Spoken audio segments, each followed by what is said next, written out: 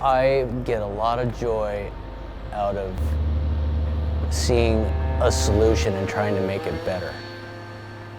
It's intriguing to me to be able to take something that somebody's spent, a guy like Jim Lindell has spent his entire life building, and being able to make minor tweaks that have major implications on the boat.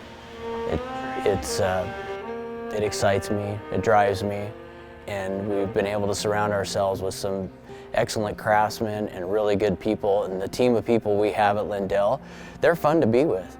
It's not a job, it's not work for me. It's this really cool thing that I get to do, and I actually get paid for it, so what more could you ask for?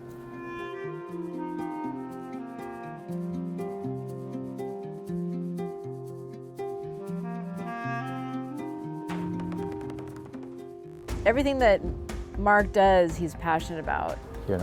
He has such tremendous knowledge. Determination. His ability to manage people, talk with customers. He's fully scientific about things, whether it's, playing golf or building a boat. And when we are all about pursuing excellence, you have someone like Mark who that's who he is. That's what his life is pursuing excellence in everything he does. What are you looking at? I'm just looking at the layout of systems, making sure boxes are straight, not crooked on the wall.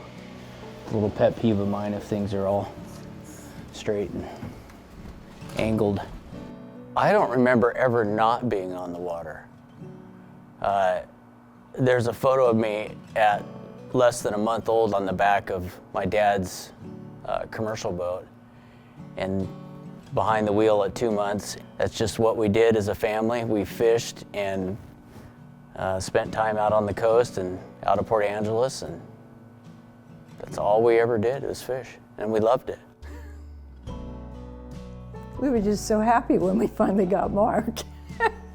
We were very excited, and by that time we had a small charter boat that Frank was running, and so we took Mark from at least a month on, right on the boat. He never got sick.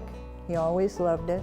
He'd play in the middle of the boat, and it'd rock, and he'd be on the floor playing and crawling and enjoying every bit of the water. It'd be stormy, and we'd say, "Come in out of the weather." And they'd be standing on the back deck, hanging on the butt end of the pole, waiting for a fish. They wanted to catch a fish. And of course, their grandpa was always fishing. He took them. Both of them worked on my parents' boat, each of them, as deckhands. Clean fish, put the bait away, put the tackle away. They just learned how to do that. And Mark was always loving the water and fishing. And of course, they also were in the engines because their dad was a very good mechanic, and he taught them from very young. He would just sit them in the car and teach them how to fix the motor. I don't remember a time ever not giving him wrenches or holding a flashlight, God forbid, while he worked on something. But we always worked on our own boats. We're fishermen, so we didn't have a ton of money. And if something needed to be done, that's what we started. We did it, whether it was fiberglass or grinding or bottom paint or electrical, mechanical, you name it.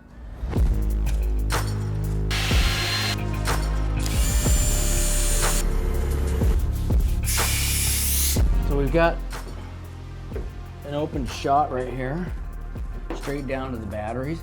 Mark is this guy that has so much information and so much knowledge, but you would never know that about him. My dad always taught me that the guys who are really, really good in life, when I was little, he'd say this to me all the time, well, the guys that are really good in life, they don't have to tell anyone. And that embodies Mark. You sit with Mark for a few minutes, and anybody who works with Mark will know this. He's just sitting there listening. I didn't really know this until last year's Christmas party, but I was talking to Brian Kott. We were talking about Mark, and because when I first met Mark, I didn't really realize I didn't know if he wasn't hearing me or, because he pauses.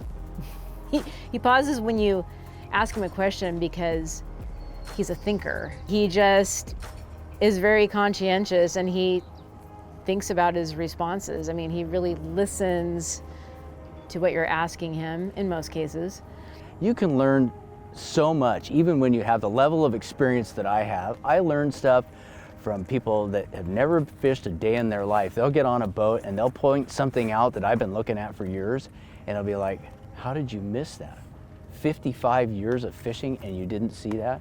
So I kind of pride myself on being able to just pay attention to what people are doing, and I love being around other people and going fishing with new people, new friends, new clients, and just seeing how everybody uses the boat, because we all use it a little bit different.